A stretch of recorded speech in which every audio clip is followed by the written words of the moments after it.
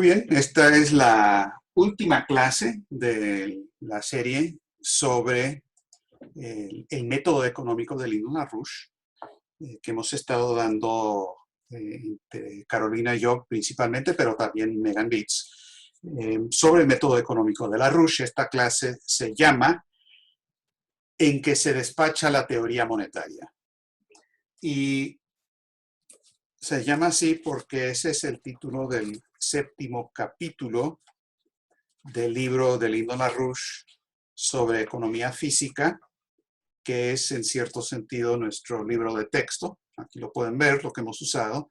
Así que quieres aprender economía. Y el capítulo 7º, después de muchas páginas donde habla de la economía física y los fundamentos filosóficos y físicos y demás de la economía física, LaRouche pasa a despachar rápidamente el problema de la teoría monetaria. Y el capítulo se llama así. Les leo el primer párrafo. Dice: la mayoría de lo que modernamente pasa por pericia económica se puede comparar, sin exageración, a echarse los pantalones por encima de la cabeza como primer paso para meter las piernas. Desde el punto de vista del ABC de la ciencia económica, todo lo que vale la pena conocerse de las cartillas y textos económicos contemporáneos se puede reducir a una semana de estudio, más o menos. Quizá no sea muy diplomático decirlo, pero esa es la simple verdad. Por consiguiente, solo dedicamos un capítulo de este libro a los supuestos misterios de la teoría monetaria. Primero, lo respectivo a la teoría monetaria existente, y luego pasa a discutirlo. Les diré además que no solamente es un solo capítulo, sino es el capítulo más corto del libro. Porque en efecto, la teoría monetaria, primero el gran problema es que la gente piensa que el lado monetario y economía son sinónimos, cuando no es así. Economía es economía física y su relación con la parte monetaria. Ahora, para entender la manera en que realmente funciona la economía política en el mundo real, en el mundo moderno, hay que entenderlo como un proceso de una relación donde dos funciones que se definen de manera diferente, con métricas diferentes, interactúan. Concretamente es la función físico-económica, y hemos pasado 8 clases hablando de esa función. Cómo se produce el aumento de la productividad de la fuerza laboral, cómo se aumentan los poderes productivos del hombre. Esa es una función alineal, es una función antientrópica y es una función que es coherente con los procesos creativos que el creador empotró dentro de nosotros en tanto creación. Somos la única creación creadora, por así decirlo. Esa es una de las funciones. La otra función es la función monetaria de la economía, que es una función que se mide en dinero, no es compatible, es inconmensurable con una función antientrópica. Por definición es, como tiene una unidad métrica fija, es una función entrópica que sirve con tal y que se aproxime por un periodo dado a la función antientrópica.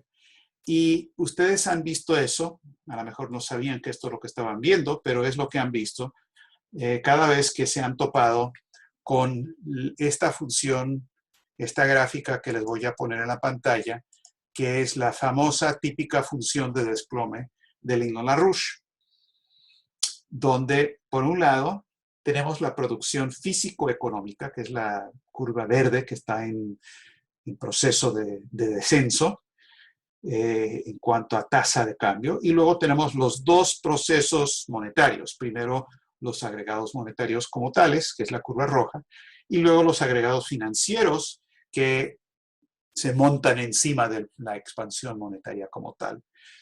Agregados monetarios vendría siendo circulante, cuentas corrientes. Hay diferentes definiciones de M1, M2, M3, no importa, son detalles, es simplemente la emisión monetaria. Los agregados financieros son todos los agregados, son toda la deuda, todas las bolsas de valores, todo lo que son los derivados financieros que dependen en cierto sentido de la parte monetaria, pero que exceden por mucho, hasta cierto momento, el ritmo de crecimiento de la parte monetaria. Entonces, estamos ante un proceso de interacción de dos funciones inconmensurables, pero que coexisten y definen el resultado. No es cuestión de uno y luego el otro, sino que hay una interconexión activa. Es un proceso dinámico. De la misma manera en que Vernadsky describe que el universo físico está compuesto de litosfera, biosfera y noósfera. No es que sean tres cosas divididas que nunca se conectan, sino que son tres geometrías o tres dominios que interactúan y coexisten y se afectan el uno al otro. Entonces, eso es lo que pasa con el proceso de economía política. Ahora, en general, no hay ningún problema con el lado monetario de la economía, con tal y que lo defina es, y lo ordene, es el proceso físico-económico. Es decir, uno escoge un sistema monetario y crediticio desde la perspectiva de qué es lo que va a lograr un aumento de la densidad relativa potencial de población. Y uno emite crédito y emisión monetaria para que ese crédito funcione y establecer precios y salarios y todo lo demás en función a orientar la economía física para tener aumentos de la densidad relativa potencial de población. Así de simple. No es muy complejo. El problema es que pues lo que enseñan en las facultades de economía y demás hace caso omiso completamente del lado físico-económico. Eso no existe para ellos y simplemente como el caso de Milton Friedman o de Keynes, que es lo mismo, o de Marx, que es lo mismo, cada uno tiene un color diferente, pero es la misma idea de que todo se mide en términos monetarios. Tenemos las versiones más locas, como las de Milton Friedman, que dice que lo único que importa es emitir circulante a un ritmo X y eso define todo. No nos tenemos que preocupar de nada en el mundo real. Y es más, quien trate de conectar el mundo real con este lado monetario está violando las leyes de economía. Por eso Milton Friedman dice que si hay demanda efectiva, es decir, si gente tiene dinero para comprar, pues eso tiene valor. Y Milton Friedman, por lo tanto, aboga a favor de la legalización de las drogas y hasta heroína, no nada más marihuana, como un derechista que cree en el libertinaje, que viene desde la escuela de Smith y Mandeville y todo lo demás. Pero eso es lo que proponen.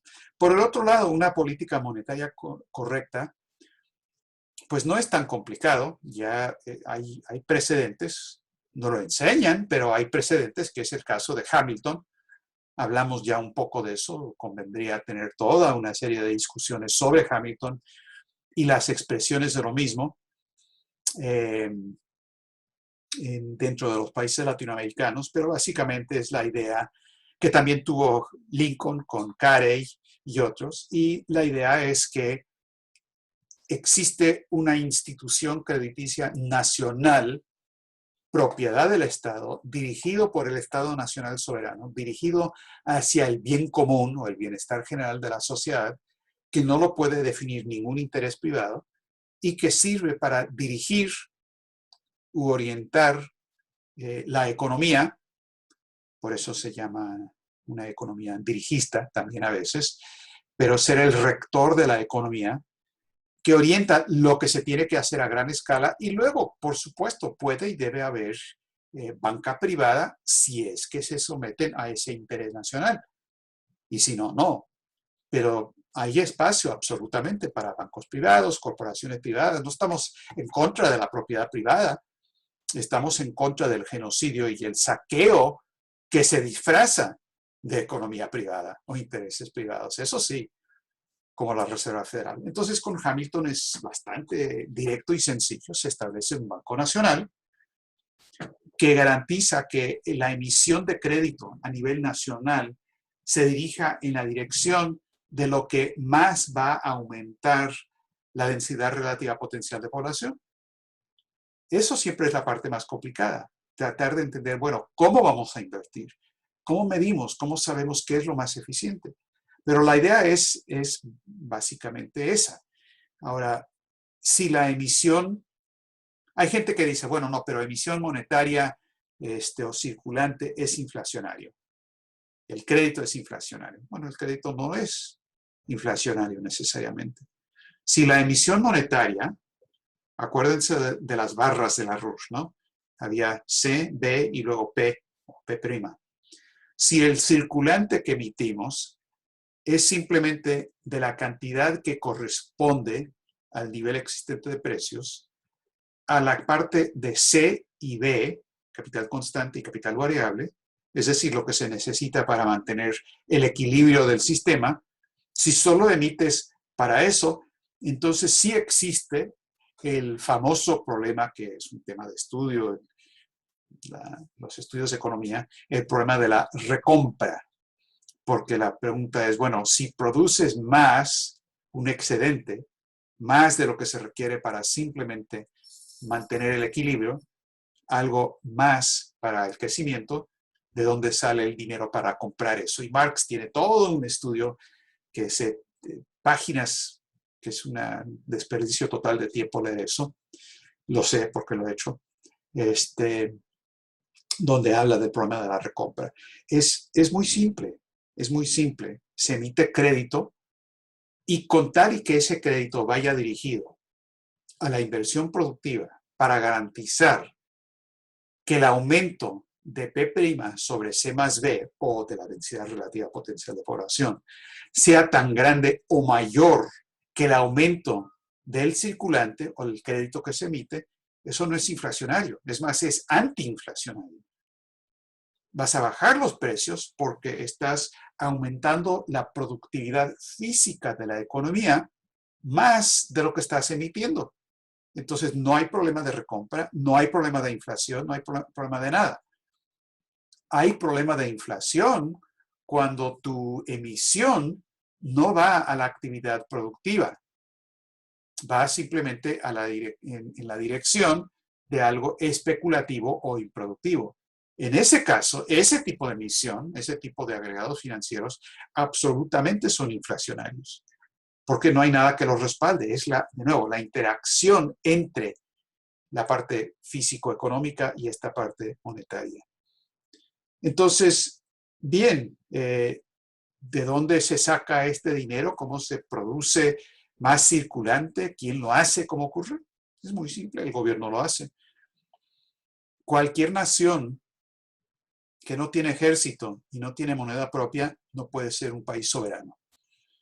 Son dos cosas fundamentales, porque si no tienes tu propia moneda y no tienes el derecho de emitir, no solamente las cantidades que mejor te parezca, sino para las cosas que mejor te parezca, no tienes soberanía.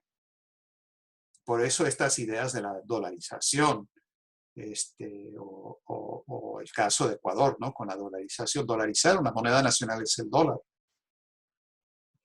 ¿verdad? O el caso de Panamá. No sé si en algún momento han viajado a Panamá. Dicen que tienen una moneda nacional, pero no es moneda nacional. Tiene un nombre nacional, pero es el dólar. Simplemente es el dólar estadounidense y ya.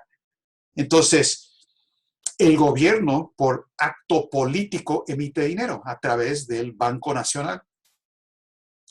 ¿Cómo? ¿De dónde saca el poder para eso? Pues es un poder soberano, es simplemente un vehículo creado por el gobierno para facilitar el proceso físico-económico y con tal y que eso rinda efectos de aumentos de productividad, todo bien, no hay ningún problema.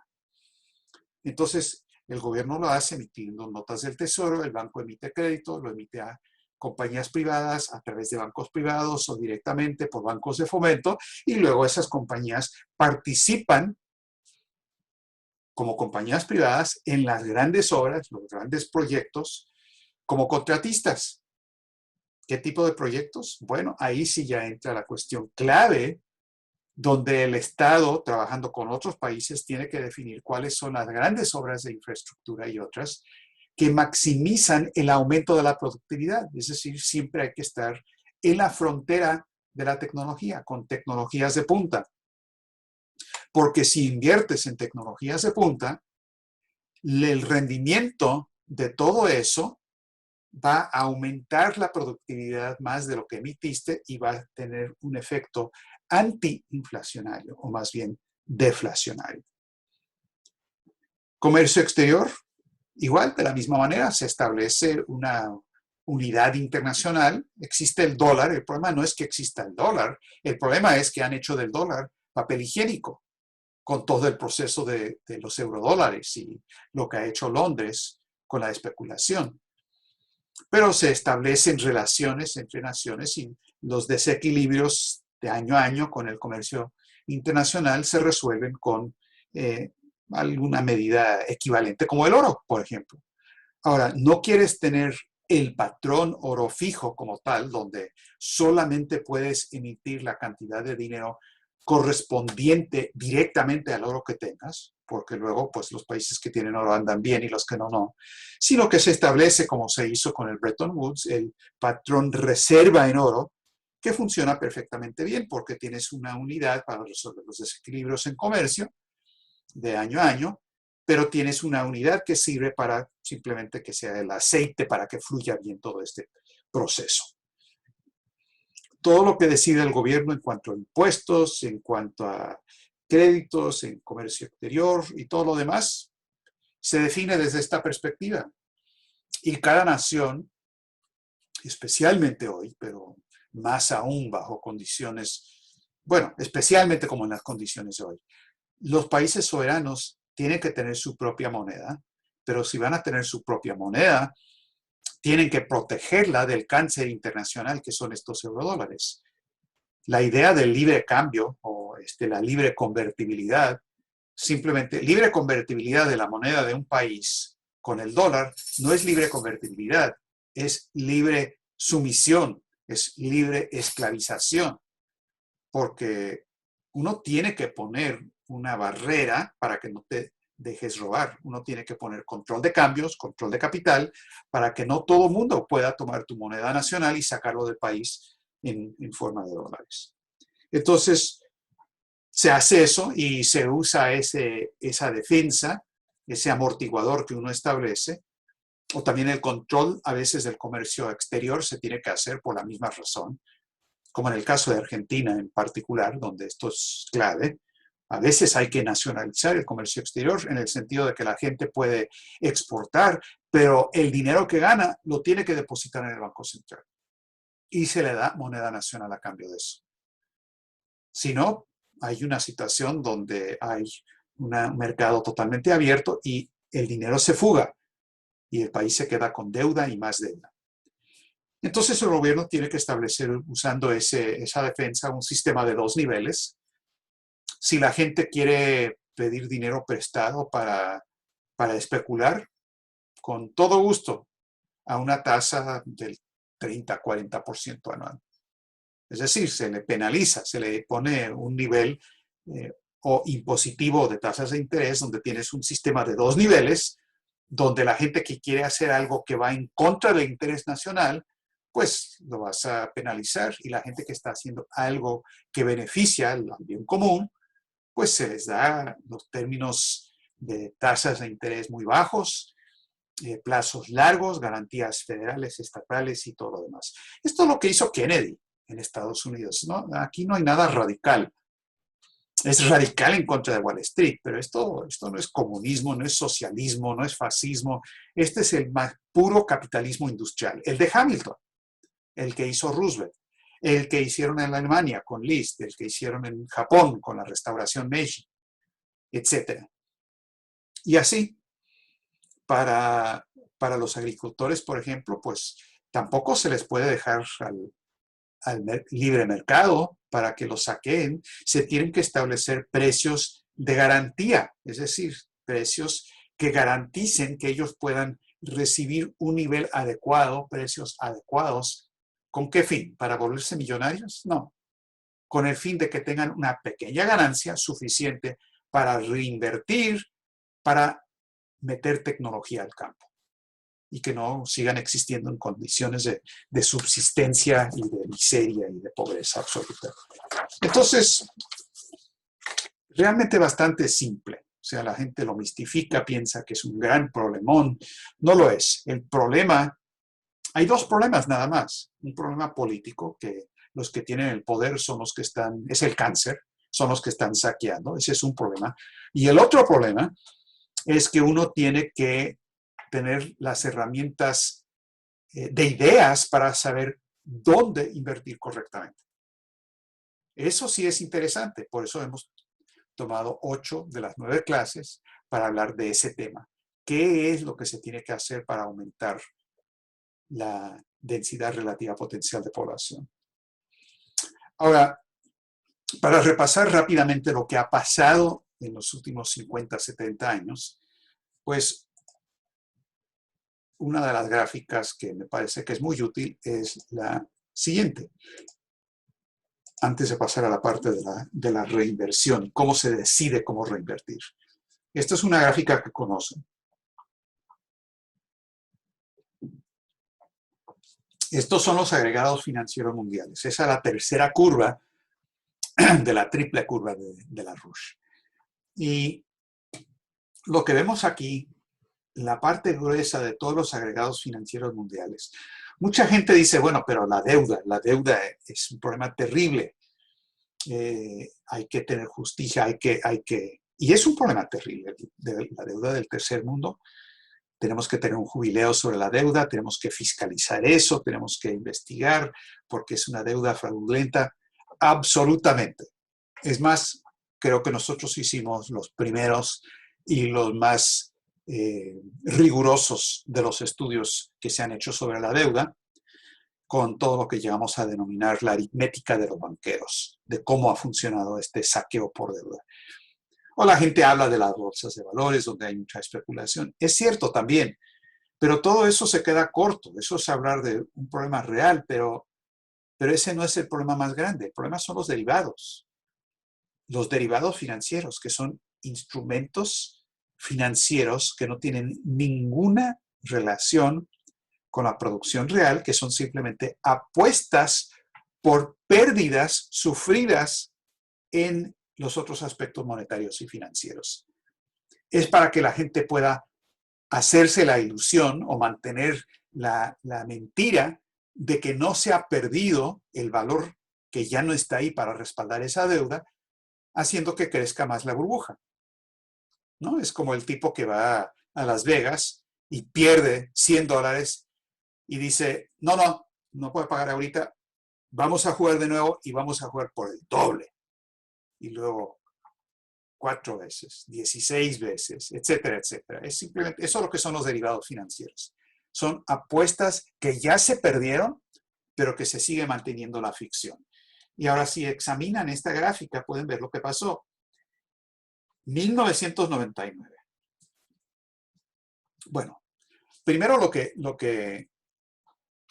que pasó en 1999 es cuando en Estados Unidos se elimina la ley Glass-Steagall.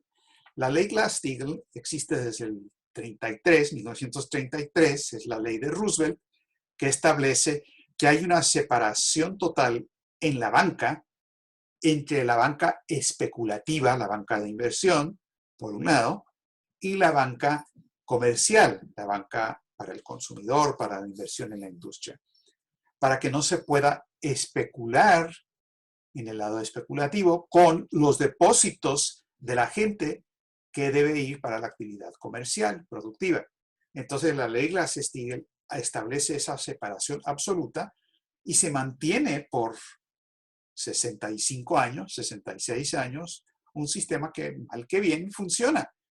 En el 99 se elimina la ley Glass-Steagall.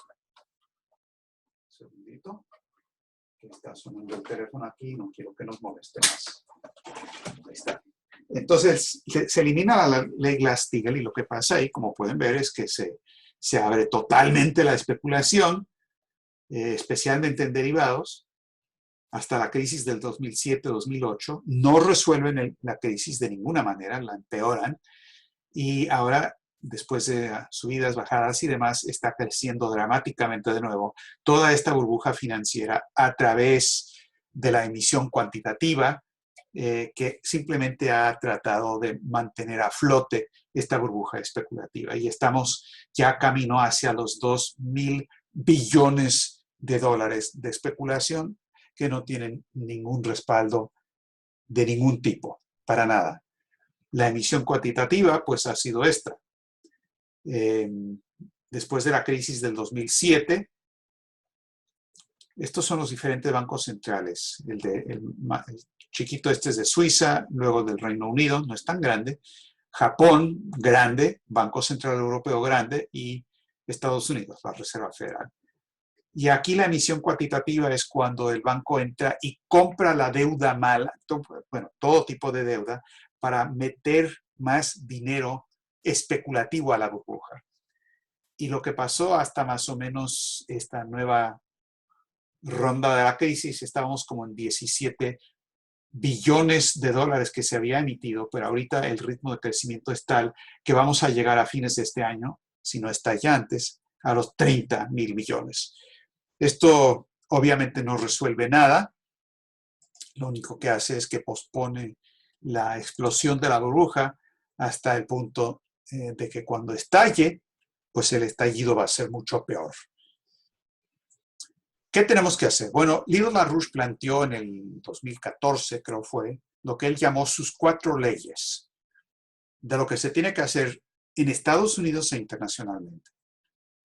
Y para decir los 4 puntos rápido, porque cada uno requiere mucho más estudio, primero hay que regresar a la ley Glass-Steagall. Hay que hacer una reorganización por bancarrota del sistema financiero, poner toda esa burbuja de la deuda, meterla al congelador, no se paga, no se debe, simplemente no podemos destruir la economía física pagando esa deuda, esos agregados financieros. Punto número 1. Punto número 2, se organiza un nuevo sistema de banca nacional, un sistema hamiltoniano, donde cada país tiene un sistema para emitir crédito para actividad productiva.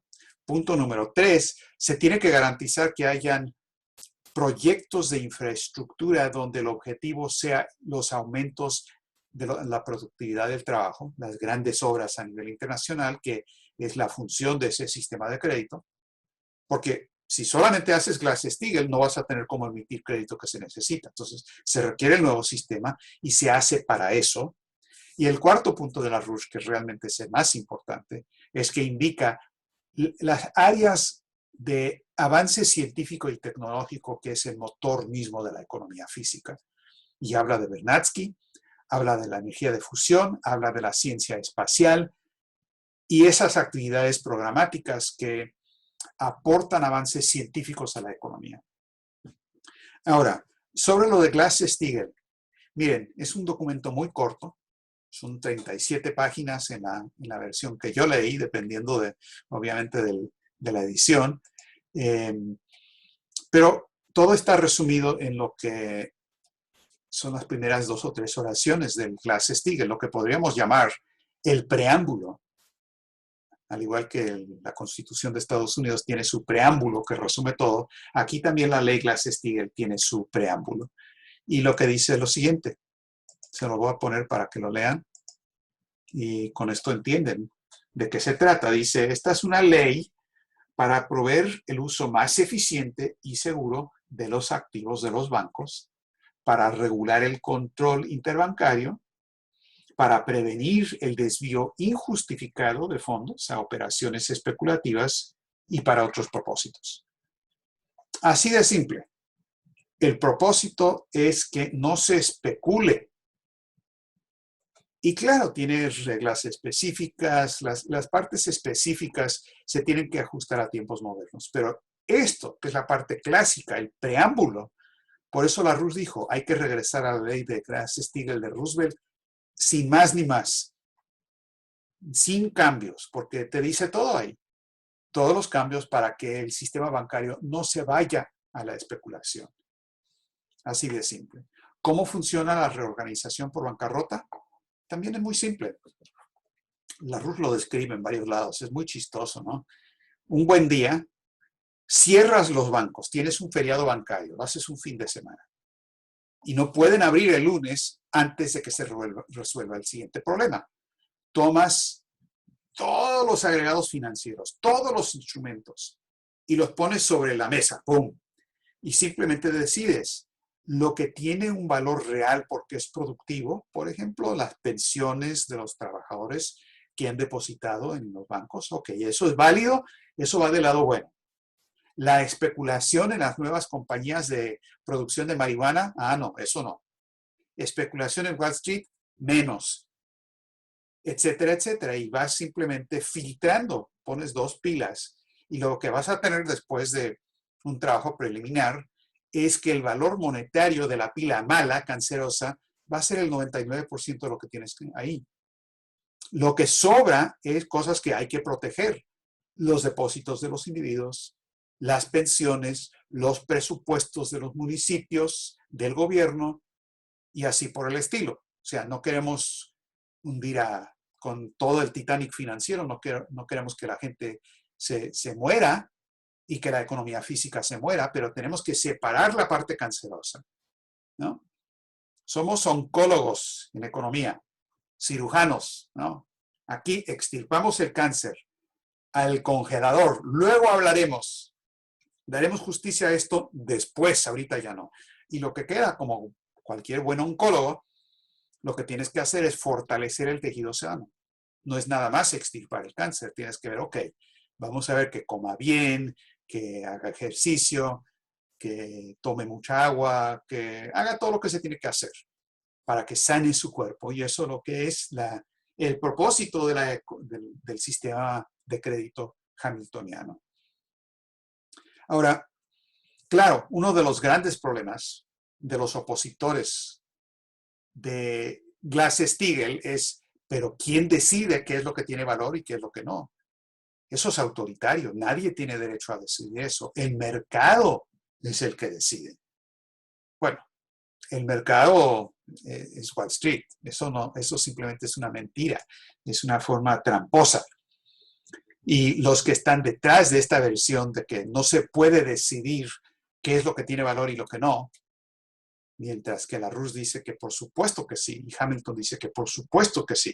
Habrán detalles, hay que hilar finito, pero es obvio que hay ciertas actividades que son productivas, producir acero, producir alimentos, energía, salud, educación, ferrocarriles, y hay ciertas cosas que no son productivas, como el narcotráfico, por ejemplo. Pero vayan y díganle eso a Wall Street, porque ellos no creen eso.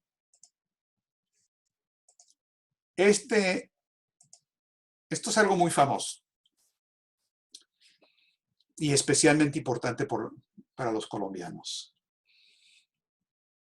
Pedro sabe todo esto, los otros, la gente más nueva, no sé. Ustedes se acordarán que por allá a fines de los 80s había una negociación que se estaba realizando en el Caguán, porque el gobierno colombiano, por presión internacional de la gente de George Soros y de la banca internacional, le entregaron el Caguán a un grupo narcotraficante, narcoguerrillero, las FARC. A las FARC les gustaba hacerse pasar de guerrilleros y marxistas. Eso es un fraude.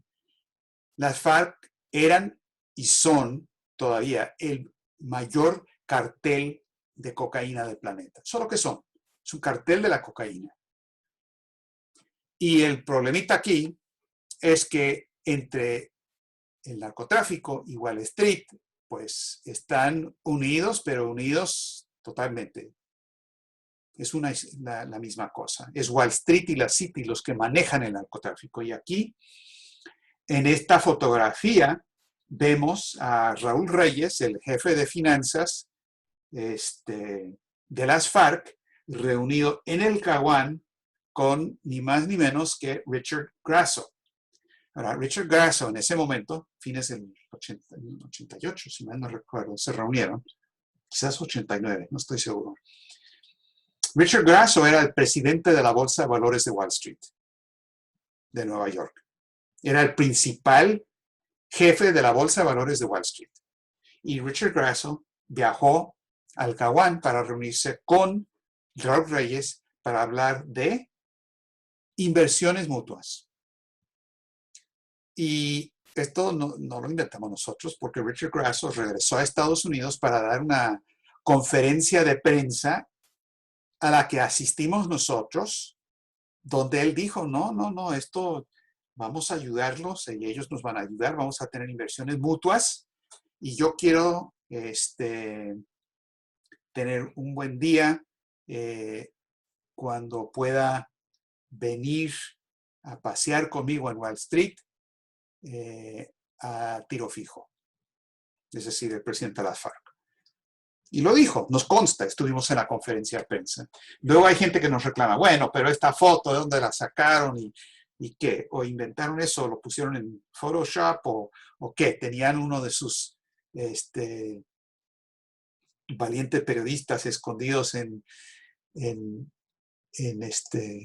la selva o algo por el estilo con lente telefoto? No, esta foto la tomamos de la página electrónica de la Presidencia de la República de Colombia, que estaban presentando esto como orgullosos de cómo ahora sí iban a poder manejar la situación con las FARC, porque ya Wall Street estaba entrando.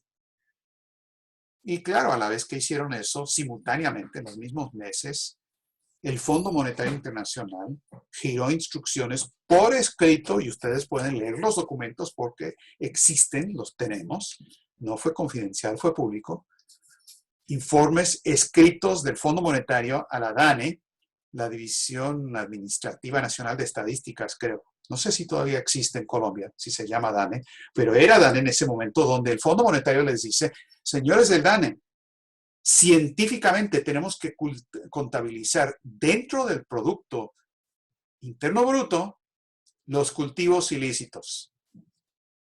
¿Cultivos ilícitos? O sea, estamos hablando de coca. ¿Es parte del Producto Interno Bruto? ¿El narcotráfico? Bueno, para el Fondo Monetario sí, para Wall Street sí, queda claro. Y en realidad a veces, por eso hay quienes dicen, yo, por ejemplo, que no se debe hablar de Producto Nacional Bruto, PNB, sino Producto Narco Bruto, porque eso es lo que es en estos casos. Y no, esto llegó al grado de que los principales peleadores en contra del narcotráfico a nivel internacional reconocían qué es lo que estaba pasando. Esta es una cita que quiero que conozcan de el jefe antidrogas de Rusia, hoy es ex jefe, Víctor Ivanov, que en el 2011 dijo lo siguiente. Esto fue un discurso que dio en Washington y luego fue a repetir lo mismo en Argentina. Dijo, obviamente se va a requerir la transformación drástica del sistema financiero internacional mediante la liquidación del narcotráfico global. Hasta cierto grado estamos observando el renacimiento de la lógica de la ley Glass-Steagall, adoptada en Estados Unidos en 1933, que separaba las funciones de depósitos de las de inversiones de los bancos. Sin embargo, dice Ivanov, se requieren restricciones aún más duras para evitar la atracción de dinero criminal. En otras palabras, no es suficiente solo liquidar la burbuja financiera. La clave para liquidar al narcotráfico global es movernos hacia una economía de desarrollo, en donde las decisiones se basan en proyectos de desarrollo y en créditos con propósitos especiales. Punto y aparte. Yo no sé ustedes, eso a mí me suena mucho a las ideas de la Roush, porque en efecto eso es lo que hemos estado diciendo. Ahora, eso en cuanto a la situación actual de lo que tenemos que hacer. Por eso la pelea en contra de las drogas y la pelea para eliminar la burbuja especulativa es exactamente lo mismo. La idea de que si uno mete a la cárcel a un gran narcotraficante o 2 o 100, o si penaliza o despenaliza el consumo de drogas, como si eso resolvería el problema. Eso, la despenalización de las drogas simplemente es promover un mayor consumo. Quienes promueven la despenalización son los narcos, los grandes narcos, es decir, la banca. Aquí el problema no está principalmente del lado del productor, llámese Perú, Colombia, México, lo que sea, ni del lado del consumidor, la población adicta en Estados Unidos, Europa y otros países. El problema está en las finanzas, que controla todo esto. Y si no se ataca eso, si no se mete a esta gente a la cárcel, nunca vamos a eliminar el narcotráfico. Entonces, nuestra bronca de la organización de la RUSH con el narcotráfico no está principalmente con la gente que trafica. Claro, eso es algo al que nos oponemos totalmente, igual al consumo. La bronca la tenemos con Wall Street y la City de Londres. Ellos son los responsables desde la guerra del opio hasta el presente. Y si no se ataca eso, no se va a tocar el narcotráfico. Porque después de un Carlos Leder va a haber un Escobar, y después de un Escobar va a haber un Chapo Guzmán, y después de un Chapo Guzmán va a haber cualquier cantidad de peones en este juego de narcotráfico. Bueno, ¿qué tenemos que hacer? Y esta es la parte final de lo que quería discutir con ustedes. Y es realmente la parte importante. ¿Cómo se hace con un sistema hamiltoniano? Hemos escrito el problema y hemos dicho lo que se tiene que hacer con las 4 leyes de la RUSH. Pero la pregunta es, bueno, ¿cómo se decide en qué invertir y cómo invertir? Bueno, primero vamos a empezar con lo que dice la RUSH.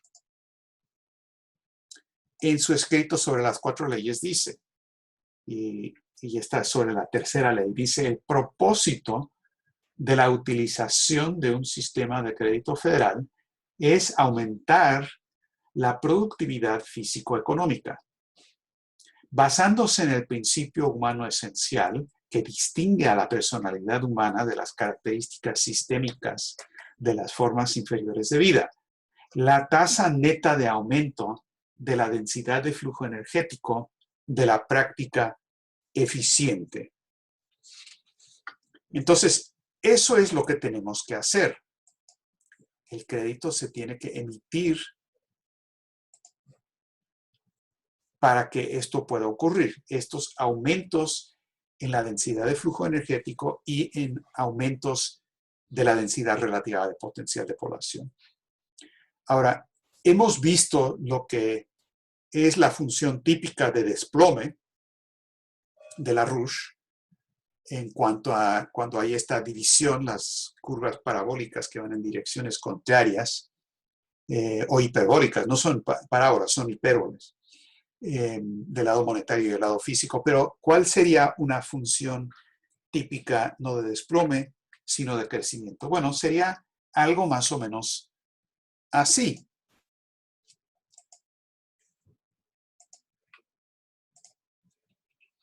Donde los agregados financieros aumentan y se logra eso a través del sistema hamiltoniano, pero siempre se logra, se hace de manera tal, se invierte de manera tal que la otra función, la alineal, la antientrópica, aumente más que el aumento de los agregados financieros. Ahora, estas curvas azules, aquí la parte importante es que siempre hay una discontinuidad matemática en cualquier verdadera función de crecimiento antientrópico, porque tienes un salto cualitativo, un salto tecnológico que te pone es una nueva función, tiene parámetros diferentes, tiene productividad diferente, es un salto cualitativo, producto de la creatividad. Y la naturaleza esencial de la economía humana es exactamente este salto. No son los aumentos. Lo importante es aumentar y crecer de manera tal que estés creando las bases para el siguiente salto. ¿Por qué? Porque tarde o temprano, si te sigues desenvolviendo dentro de la misma matriz económica o tecnológica, la misma plataforma tecnológica, tarde o temprano, eso se va a desplomar. Pero si logras tener siempre estos saltos cualitativos, que es lo que nos distingue como especie, esto es lo que sería una función típica de crecimiento. Ahora, ¿cómo se logra? ¿Cómo aseguramos que la curva sea así y no la típica función de desplome? Bueno, perdón, la cosa clave es decidir cómo se va a reinvertir el excedente. Porque cualquier proceso exitoso de la economía produce un excedente, un P', más allá de lo que se requiere para mantener la economía. La decisión clave de la ciencia económica es qué se hace con ese excedente, cómo se invierte. ¿Cuál es la ciencia para definir cómo se logra invertir eso? ¿Cuál es lo más apropiado? Hay versiones de teorías económicas que dicen, no, pues el nivel de consumo de la población es tan bajo que hay que simplemente consumir todo eso. Y con eso, claro, satisface la situación del momento, inviertes todo en eso, pero no tienes excedente para invertir en los avances. Por el otro lado, no puedes canalizar todo hacia la ciencia nada más y la tecnología mientras la gente se muere de hambre. Eso no funciona tampoco. Entonces es cuestión de ubicar la función de producción desde la perspectiva. No hay ninguna fórmula matemática actual que te precise cuál es esa cantidad. Es una función antientrópica cuya unidad de medición es su propio proceso de generar nuevas métricas.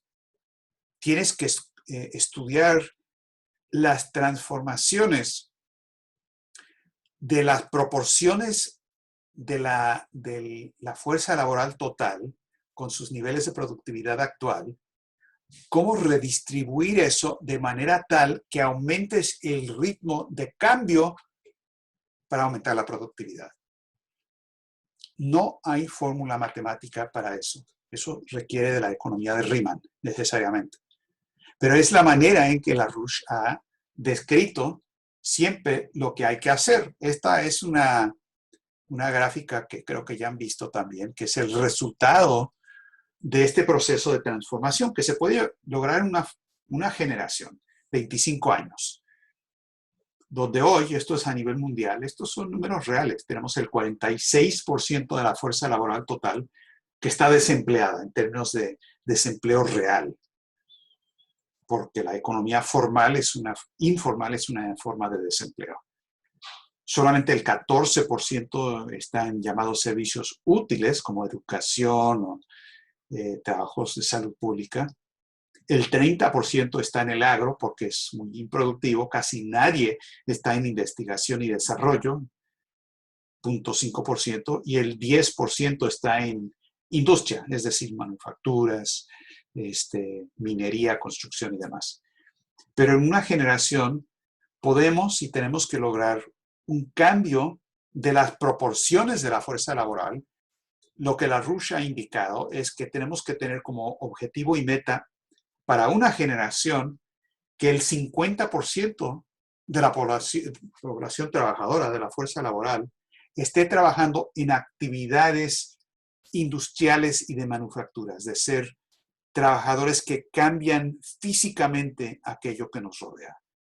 Y un 5% adicional, y esta es la parte decisiva, tienen que estar trabajando en investigación y desarrollo. El desempleo puede y tiene que bajar al 2% o menos.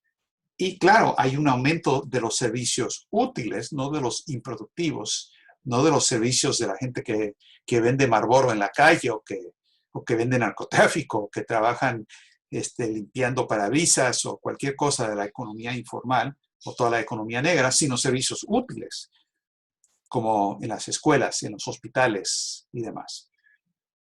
Y la proporción de la población que trabaja en el agro, en la agricultura, puede bajar al 5% en la medida en que aumentemos la productividad. Este es un tema que tratamos ya hace buen tiempo en una de las primeras clases de Carolina, cómo la tecnificación del campo permite eso. Entonces, esto es lo que vamos a poder hacer a nivel mundial. Esta es la situación actual del desempleo real en Iberoamérica.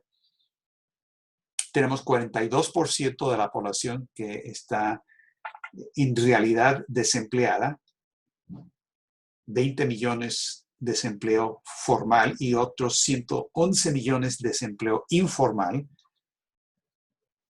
Y esto constituye el 42% de una fuerza laboral de 310 millones de personas. Entonces, eso es lo que se tiene que cambiar. Tenemos que pensar cómo invertir y en qué invertir con la idea del futuro que queremos crear hoy. Tenemos que pensar en el futuro, sabemos el objetivo y ver entonces qué pasos se tienen que tomar para llegar de aquí a allá. No es cada pasito y a ver cuándo llegamos y cómo llegamos. Esa idea de que cada quien pone su granito de arena, no funciona así la historia. La historia la hace la gente que tienen un concepto de futuro, de lo que el hombre tiene que ser, que lo definen en términos de, como decía Leibniz, la voluntad presuntiva de Dios, y actuar en base a ese concepto de futuro. Eso es lo que solamente el hombre puede hacer, nadie más. Y es lo que especialmente los jóvenes pueden y deben hacer. Tienen que cambiar el presente en base a su concepto de futuro. Porque el hombre, en realidad, es la única especie que en ese sentido vive en el futuro. Porque actúa en base a un concepto que tiene de lo que el futuro tiene que ser. Cerremos pues con 2 o 3 ideas del himno LaRouche en este sentido. Acuérdense ustedes de lo que presentamos al inicio, de lo que LaRouche dijo que era su contribución fundamental, el descubrimiento fundamental de LaRouche. Él mismo dijo, y está la primera oración de este escrito de LaRouche, que se llama sobre el descubrimiento de LaRouche. En 1993 dice lo siguiente. El rasgo central de mi contribución original a la ciencia leibniziana de la economía física es el haber proveído un método para abordar la relación causal entre las contribuciones de los individuos a los adelantos axiomáticamente revolucionarios en el conocimiento científico y formas análogas de conocimiento, por una parte, y lo que eso causa, que son los aumentos consecuentes de la densidad potencial de población de las sociedades correspondientes, por la otra. Es decir, cómo estos cambios revolucionarios y axiomáticos se traducen en estos aumentos físico-económicos en la densidad relativa potencial de población. A ver, veamos esta idea un poco más. Este es un artículo de LaRouche que se llama El significado del tiempo físico, del 2009. Dice, hablando de este proceso creativo, que ha sido el tema de 8 de 9 clases. Bueno, y también esta clase. Dice, la evidencia es que algo en la naturaleza de la especie humana ha desarrollado la capacidad de sintonizar como por un modo de acoplarse a algún poder superior en el universo, como no lo ha hecho ninguna otra especie. Esto se puede replantear, que la distinción específica de los poderes creativos manifiestos de la mente humana es que es susceptible de sintonizarse con el principio del creador del universo. Bueno, aquí pueden ver de manera muy densa, como suele hacerlo LaRouche de manera muy poética, la relación entre la moralidad y la ciencia, entre el libre albedrío y la ciencia, entre fe y religión por un lado y ciencia del mundo, universo físico por el otro lado. Que el hombre ha sido creado, dotado de esta capacidad que de alguna manera nos permite sintonizar con algún poder superior. A veces es un misterio, no lo entendemos bien, no tenemos todos los elementos, pero hay algo claramente con que estamos sintonizando y eso nos permite entender el futuro y cambiar el futuro, cambiar el presente en base a ese cambio del futuro. LaRouche dijo en otro estudio, ahora viene el tiempo económico, dice, la humanidad cambia el valor físico y por lo tanto la métrica física correcta del espacio-tiempo físico a través de la combinación de progreso físico-científico y progreso asociado en el ritmo al que la humanidad cambia el compás de todos los otros procesos físicos en este planeta.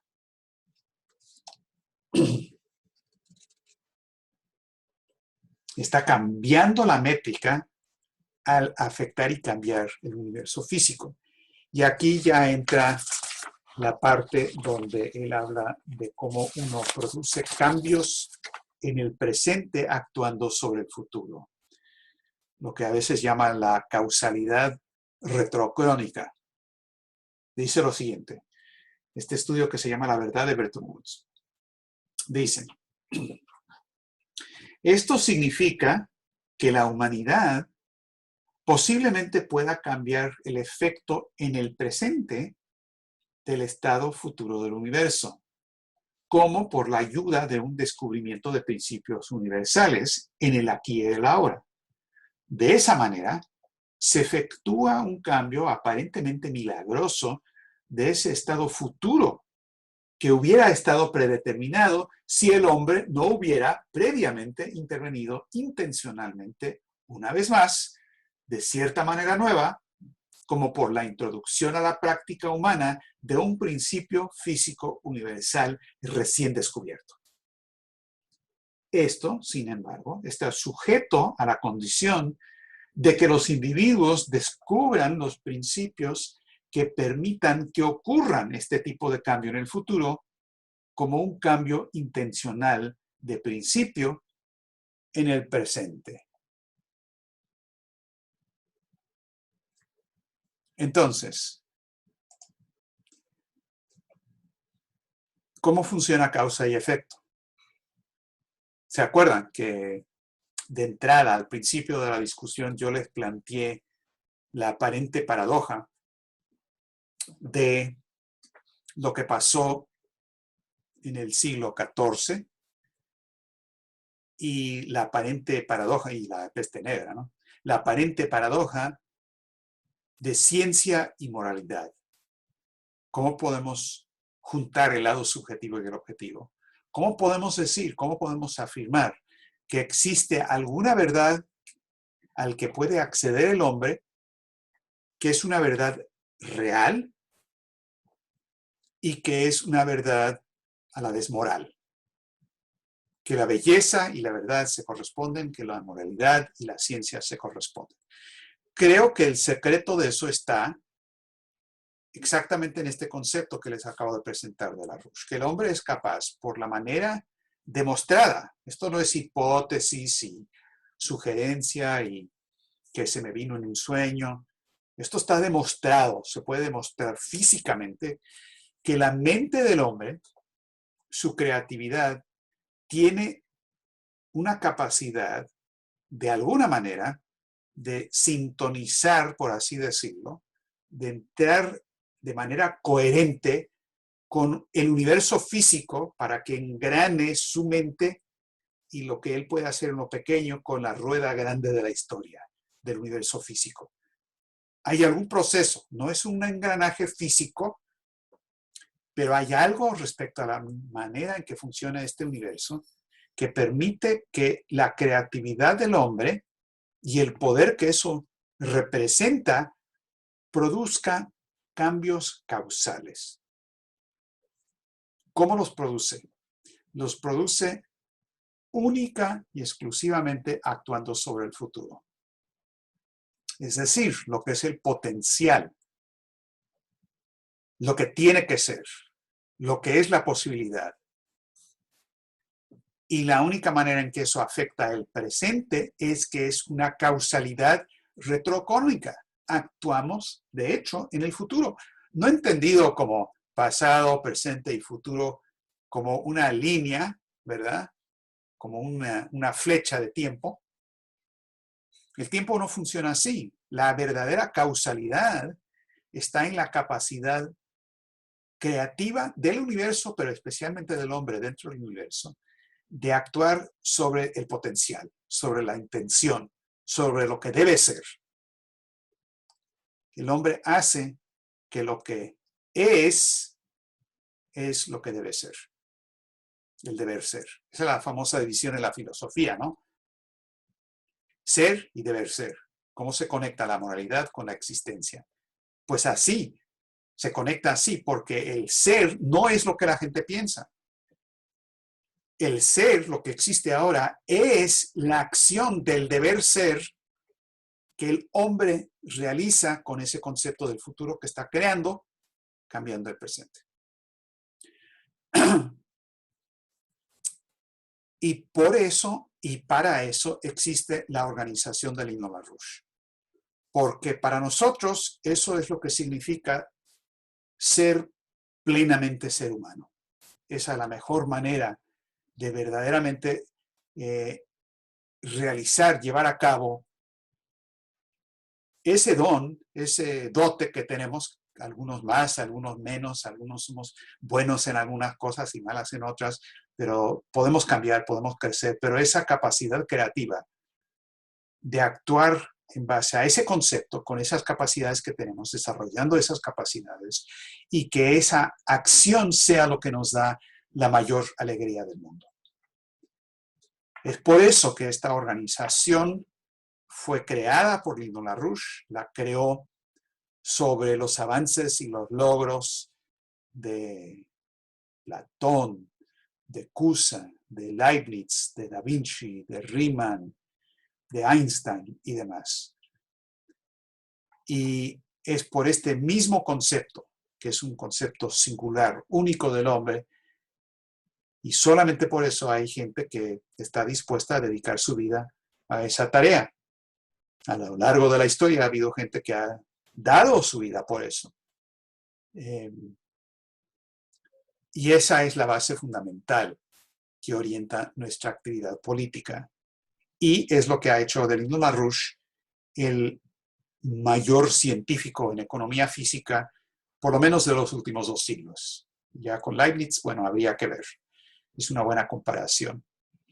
Y es por eso que los invitamos a todos ustedes, los que estén escuchando esto y escucharán en el futuro, después de que archivemos esta grabación, los estamos invitando a todos ustedes a que formen parte de esta tremenda y tan divertida actividad que, por supuesto, conlleva sus dificultades, sus peligros, pero es lo único que hace que la vida realmente valga la pena.